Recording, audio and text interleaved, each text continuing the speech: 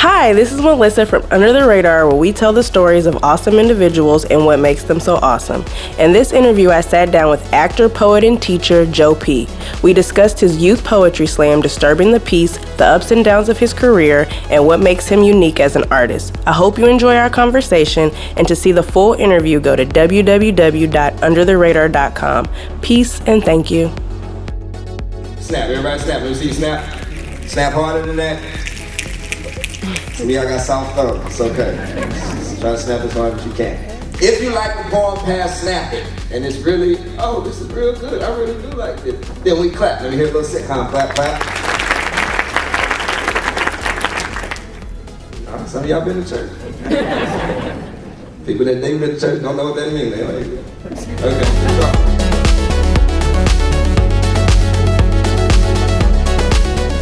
so. Joe P in one word is whimsical. And why whimsical? I'm all over the place. Gotcha. All over the place in a good way. I do a lot. And I say that because I deal with the arts, but I don't deal with just one aspect of the arts. I perform, I teach, I mentor, I consult with people, I direct, I help build stuff. So I do it all. So I'm usually all over the place, trying to take care or get some type of job done, dealing within the arts or within teaching or helping somebody. So I would go whimsical, and in my personal life, I'm a bit all over the place and crazy too. So I think that word fits. Being whimsical, would you say it's a good thing or a bad thing? I think for an artist, it's a great thing. For a person that has a 9-to-5 or a regular job or something corporate, it might not be the best thing to be because that's a steady pattern of consistency that you want to have.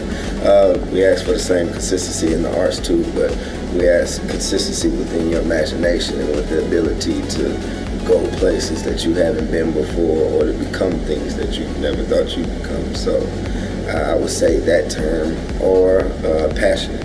Passionate? Yeah. Rule 3 is to respect the mic. Rule number 2 is to respect the mic. Rule number 3 has an emphasis on it, and that is to respect the mic. We are artists, and most of us are sensitive about our... We'll see if the students will finish that. Now,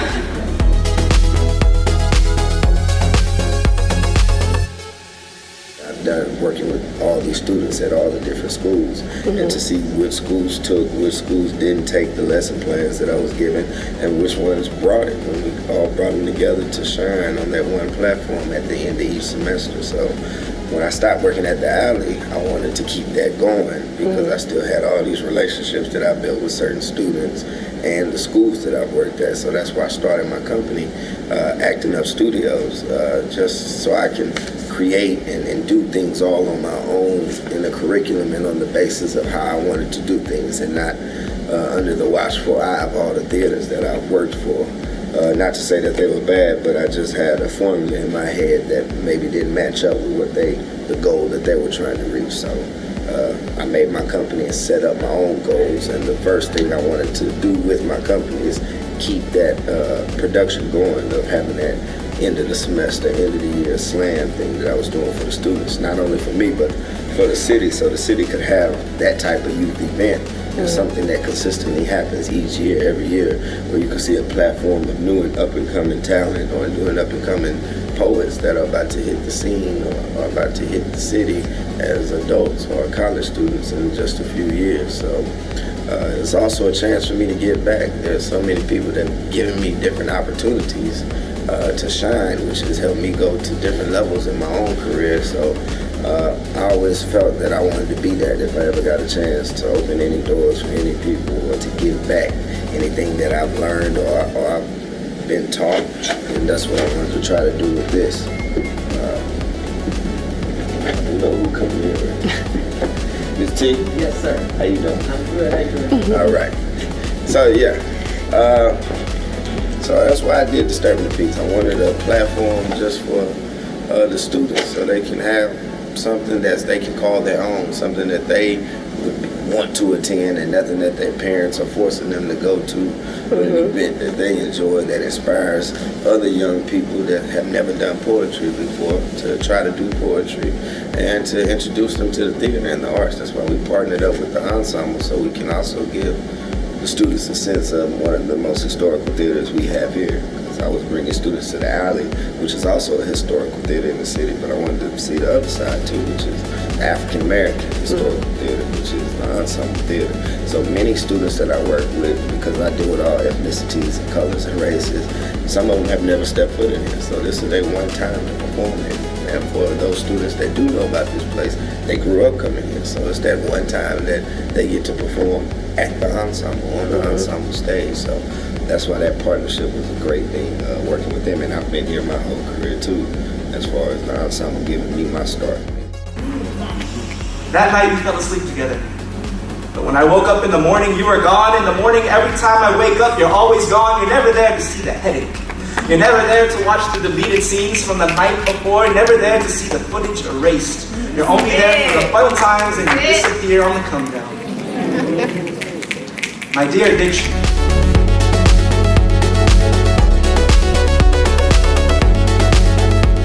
I also do express the entertainment side. So not always do you have to be depressed or mad or angry, but explore just being able to entertain, being able to flip your words, wordplay, having metaphors and similes that you're able to play with, and being able to tell a story in a much more creative way than just being basically like, yo, I went to the store and I was hungry, and making that into the most creative way that you could say that in whatever way you choose to do that. So I challenge them in that way too. So we have poems where we just deal with self-confidence. That's where the ego tripping poem came. So you saw the girl at the end that won the actual thing. Her whole poem was just boosting who she was, who I am, why I'm so good, and why I don't care about what other people say or think about me. And that's the first thing I preach is ego tripping, which is my first lesson plan, which is Nikki Giovanni. She has a poem called Ego Tripping. I go present that to them, and then I challenge each students to write their own poem. And there was a teacher that did that with me at Yates, and I had a ball doing it. So I've always carried that lesson plan with me each place I go. So that's why we do it. So it's like a creative outlet.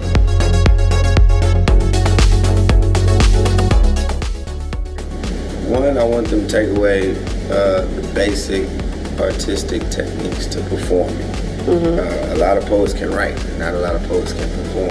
So if you say that you work with me, I want people to see that you can perform, or that if you say you work with Joe, then there's something different about your performance that I had not seen before, because we worked on that aspect. I believe everybody can write. To me, poetry is subjective or objective, so it doesn't matter what you're writing about or how it comes out.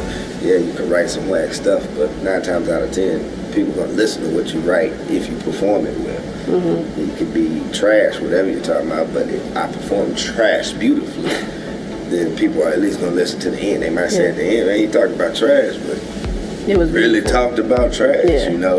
And so that's why I try to teach performance aspect. And what I hope my students get away from me is that I'm not just teaching theater type, poetry type stuff. Every skill, every technique that I'm giving you can be used in life, period. First thing I teach is self-confidence. Because if you have self-confidence, you can do whatever you want. Like you can be a doctor, a lawyer, you can be the head of the biggest business firm here or wherever in the country, you can be president. But if you have the confidence in yourself that nobody can tell you that you can't do nothing.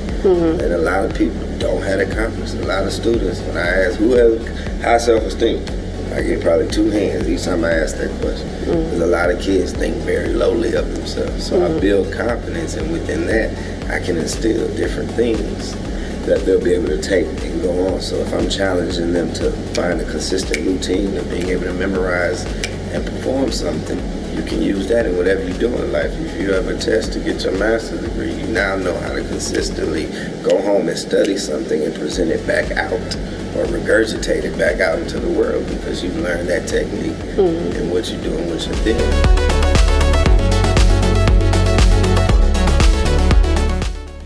A lot of research. It goes back to what they try to teach us in school, which is research. So dealing, like, I'll take Emmett Till for instance. That was historic. That was an actual person, so it was even harder because you can't just make it up from scratch. This was an actual person that existed, that lived. He had a breath of soul. He had family, that some are still alive, that, you know, have made it to this day, so they're going to be able to say, yo, yay or nay or whatever. So that was one thing I had to deal with, and there was no actual recording or video of his voice. You know, nobody ever recorded him until he would then become famous until he died. Yeah. So it was like there was no actual recording of how he sounded. So even with that, I had to pick a voice. I had to think of what was a 14-year-old who mama dressed him like a grown man, who liked to joke a lot all the time and played pranks on everybody. What would he sound like? What would his energy be like? You know, how would he feel? You know, and I had to get people, because what everybody knows about Emmett Till was that he got killed and tortured, and that it created the civil rights movement, all that stuff. But nobody ever knew who he was as a boy. So that's why I like this piece, because it builds you up, showing who Emmett Till actually was. Like, what did he like? What kind of foods did he like? What was it like with him, between the relationship between him and his mom? You know, what was his relationship with his cousins, the ones that were actually from Mississippi? The reason he even went down there because he wanted to hang out with his family. You know, that was from Mississippi. And why most people from Mississippi have family in Chicago, because of the rail train system that runs through there. So it was just digging back deep into all that and putting yourself in that time. And what some actors like to do is go feel it physically so they can display it. And so it's not really that. It's just getting in that mindset of being in a time where you couldn't do nothing, being a black man or a black boy, and something as simple as whistling would get you killed and murdered like that. So when I initially came into the rehearsal, I wasn't prepared. I had never worked with that director before, and I came in just as one of these other roles, and I didn't. The first time we did Rhythm, she pulled me to the side. I was like, Who was the director? Elizabeth Van Dyke. Okay. A very famous actor up from New York. And she was just like, well, you know, you got the lead, so I was expecting a lot more from you, and I expected you to know a lot more about this young man. And she just told me the severity. Somebody has to get on me like that. That just made me go back Go hard. and really be on the ball. So when I came back the next time, it was a completely different thing. I studied, I watched every documentary there was. I had actually got a sense of who he was, read his mom's book, you know, just to get a sense of what she thought of him and how other people saw him. And so I just tried to recreate that. So that was part of the work. The rest of the work just, it happens on stage.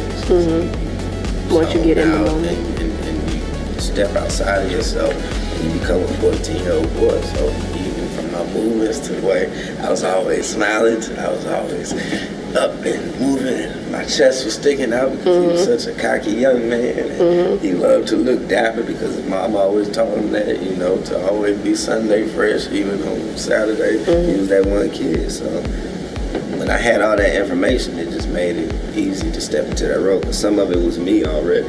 And so I just had fun. And then when it got to the reason you wanted to get people on your side so much, to loving them, so when the bad part actually happens, everybody knows it's coming, it just made it have much more weight when it happened, instead of them just saying, oh, it's already done now. Yeah. Because now everybody's on the ride, like, oh man, this little boy is cool, he's funny. You know, what it is. And then when it came, they were so in tune of me living that they didn't even seem that, oh man, it's time for the death. It was impactful. And it made it much, much more impactful for the audience and for myself. And I even had to realize that, man, I'm so joyful. And just because I whistled, because I did that, it created a whole different turn of events. And that was, it was hard. It was hard to do that whole torture scene each night, because you had to go through, you had to actually go through it each night, being tortured and screaming and yelling and going and dying and crying. And Mom couldn't even watch it because, you know, all she heard was me. Yeah. You know, You saying your mom? yeah, Okay. my actual mom. So we went on to do that show a lot here. We did it in California, in Santa Cruz. We ended up doing it at the National Black Theater Festival in North Carolina just because of the attention that it picked up and the news that it got. So it's like one of the best roles that I've done. There's this new archetype, and my generation has labeled him the fuckboy. That's not pleasant to my ears. So how about tonight we call them man-boards? Nope, that doesn't sound right either. Let's call them pricks. That's a fun little word I like to use. Yes, it might not come when you think it is. It might not come in the way you want it to come. It might not come as fast as you want it to come, but it will come. And even if it doesn't, you'll step back and at least see that you've left a legacy of something far more important than a person that just made a lot of money. Man, it is a true meaning of things can change in an instant. I was rehearsing one of my first plays at Stages Theater with a man, and in the middle of rehearsal, I just get a phone call from his LA number. Mind you, we sent the auditions and all that stuff out months ago, so we hadn't heard nothing back or anything. They just kept saying, well, we'll see. So I get the phone call, and they said, what are you doing on such and such date? And I was like, I got a show, but it's good. And like, you were selected for the person to flow, and we need to fly you out to LA to do the shooting on this day, and such and such. And you're gonna have to do this. I need you to accomplish just like everything. Move fast. And so you have to always be ready, and that's why I teach my students, if you stay ready, you never gotta get ready. I could have easily said, oh man, I'm doing a show, I can't do this. So I got excited, I told him, yeah, let me talk to my theater. And I was torn because it's my first time working at this theater, which would probably be my bread and butter if I did return after going to shoot there. I would still need somewhere to work. Yeah. So it's like I can't just piss on that opportunity just to go for this opportunity, and eventually I have to still work in this city, and that'll ruin my name. So I just prayed on it, talked to my parents about it, talked to people close to me about what I should do, and they told me, man, it's a once-in-a-lifetime opportunity. So I just wrote a long letter to the director of the theater, saying the same things and expressing them. They were very cool about it. They actually canceled that night, so I could go fly out. Really? Yeah, they canceled the whole night of performing. So I could go fly out there. So I flew out there, spent 18 hours doing the whole show, from makeup to interviews to TV, interviews to magazine to doing the first episode to shooting the second episode, and then doing a web shoot. So did all that. Got to lay my head down, and by 6 a.m. I was back on the plane and back in Houston, getting ready to go do my play that night. So it was just a whirlwind of how fast it happened, but it was a tremendous experience just being in the studio, performing for people that I grew up, watching on TV and movies, and then actually seeing them appreciate your work and what you do, and being in awe of your talent when I'm sitting back being in awe of their talent almost every day. So just being able to see that I could go to a whole different city full of people that are respected in the craft that I'm in, and wow, that whole room on my skill was amazing. And then to get an opportunity to be here in Houston and watch it on live TV and see and know that it's going across the nation, and seeing the feedback on Twitter and Instagram of all the people that I didn't know or that saw it, just wondering who this little guy was and whatnot. It was a real amazing feeling. And the fact that it was just me and Seven that's been on there from Houston was another thing, because there hasn't been a lot of, Houston representation as far as poetry around the country. So to be able to follow up behind him and represent Houston and let people see, we down here banging too.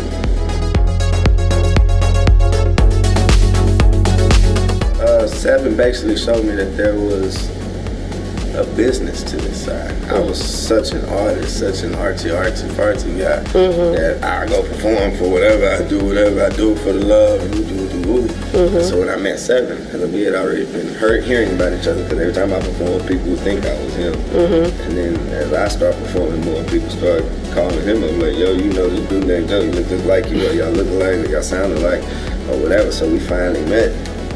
And I just blew him away. I performed at this spot, which was Shadow Bar at the time. Went there, performed, killed it.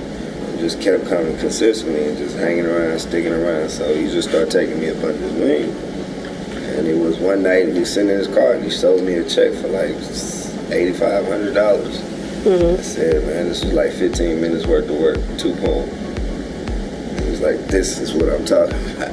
For 2 poems? Yeah, and he said, this is what you can do.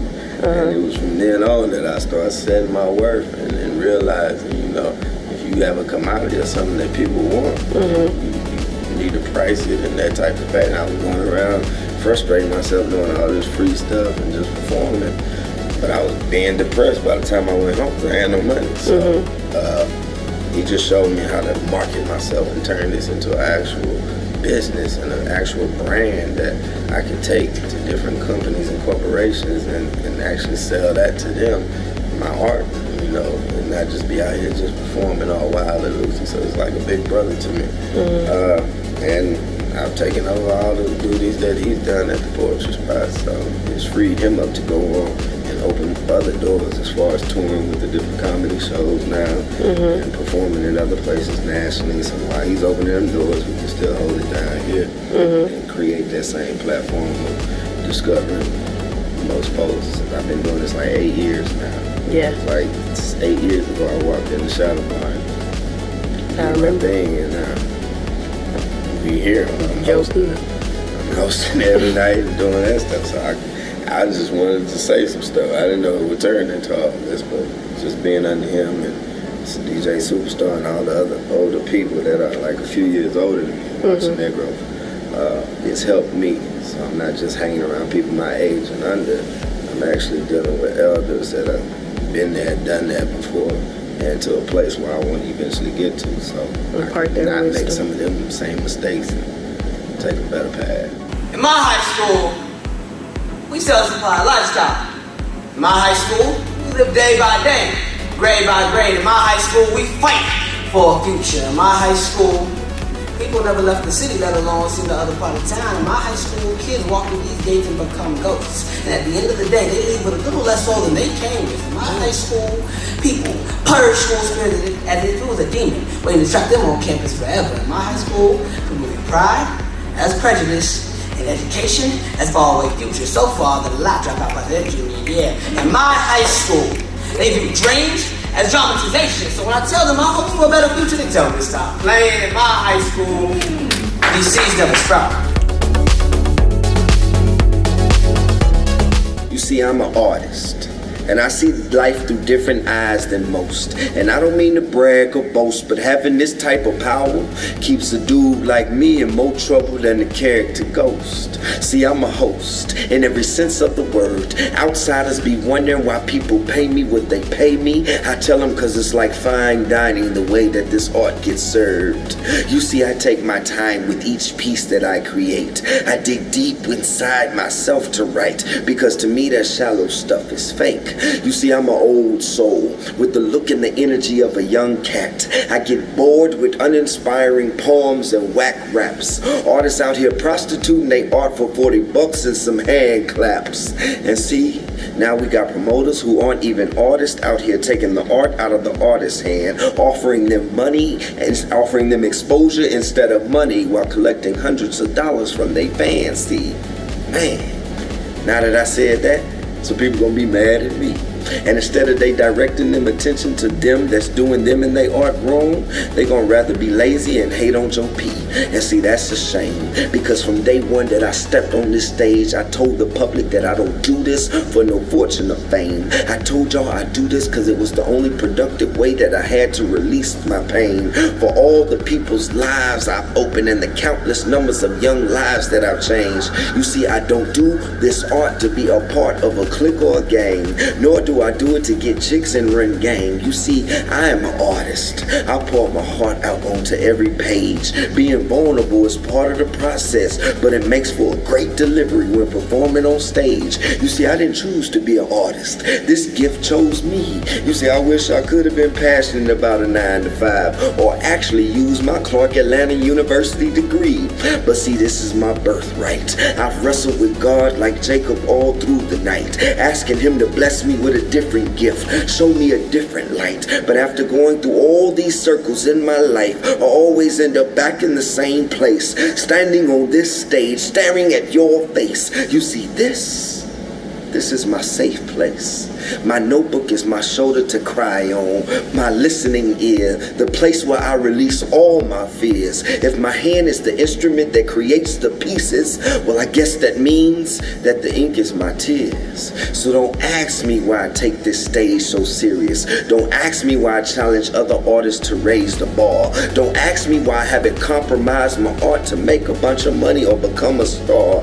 Understand this. You can't put me in a box. They've been trying since I was little, but my butt ain't fit. And to all my other poets, take pride in your work or no one else will. You set your own worth or I guarantee you someone else will. And I said all that just to say this. I could have been anything I wanted to be in this world. But I now see that it was a blessing in itself to be chosen to become an artist. I am Joe P. Yay!